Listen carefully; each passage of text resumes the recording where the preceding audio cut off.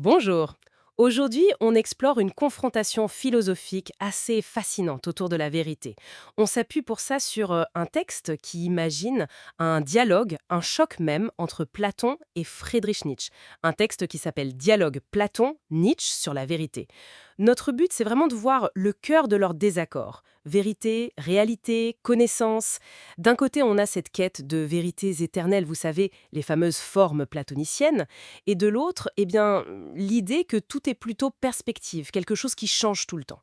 Alors comment ces deux géants radicalement opposés s'y prennent-ils avec cette question de la vérité, hein?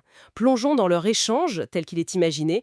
Dans ce texte, Platon pourrait commencer quelque chose comme Nietzsche, enfin. Comment ne pas voir que la vraie vérité, elle est au-delà de ce monde qui bouge tout le temps, dans les idées parfaites, éternelles, celles que la raison seule peut atteindre. La philo, c'est ça, non? Sortir de la caverne, on pense tout de suite à son allégorie, bien sûr. Exactement. Le dialogue montre bien que, pour Platon, ce qu'on voit, ce qu'on touche, c'est juste une copie, une ombre.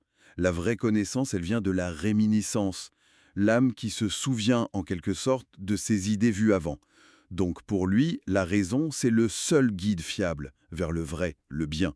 Sans elle, c'est le chaos, le désordre des passions. Oui, une vision très ordonnée du monde.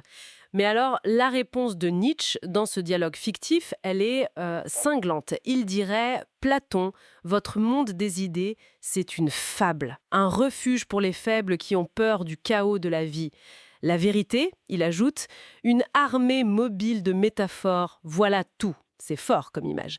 Il va même jusqu'à dire que ces concepts platoniciens, c'est une fiction utile pour nous dompter, pour nous culpabiliser par rapport à notre corps.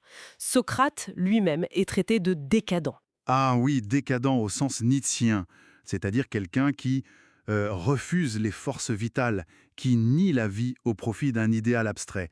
Et là, c'est tout le perspectivisme de Nietzsche qui ressort. Pour lui, il n'y a pas de vérité en soi. Ce qu'on appelle vérité, ce sont juste des interprétations, des créations de notre volonté de puissance. C'est cette force en nous qui pousse à, disons, grandir, à s'affirmer, à imposer sa vision. C'est l'inverse total de Platon, qui cherche l'absolu. Nietzsche, lui, nous dit embrasser la vie.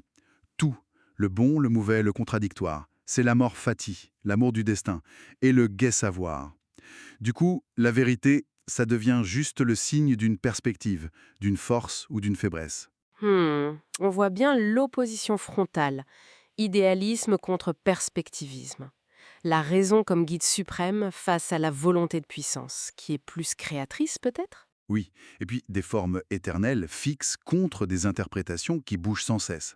Le texte met en scène un Platon assez calme, assez serein, face à un Nietzsche beaucoup plus bouillonnant qui méprise cette contemplation platonicienne. Tout à fait. Et ce qui est intéressant dans ce dialogue imaginé, c'est qu'il montre les conséquences de tout ça.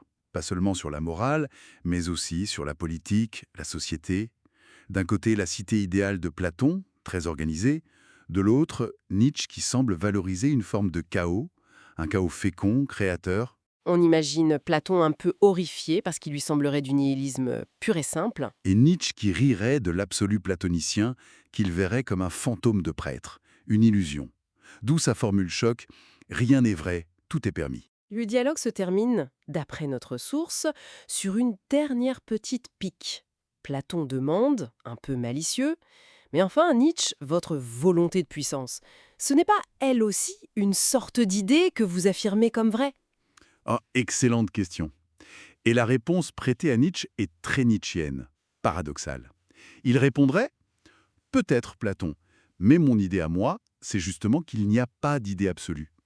Et cette contradiction, loin de me faire peur, eh bien c'est ma joie, la joie du créateur, d'un Dieu qui jouerait au dé. Il revendique ça. Voilà qui résume bien la tension, je trouve.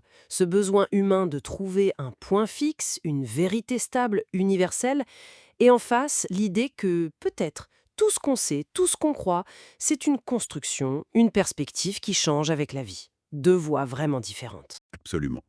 Et ça nous laisse avec une question peut-être pour aller plus loin. Si on accepte l'idée que la vérité est surtout interprétation, même juste un peu, comment on navigue? Comment on vit ensemble? Est-ce que la volonté de puissance, l'affirmation de soi, ça suffit comme boussole? Ou est-ce qu'on a quand même besoin de repères communs? de phare. Peut-être même des fictions directrices, un peu comme les idées de Platon, mais en sachant que ce sont des fictions, juste pour pouvoir construire quelque chose. C'est une question ouverte.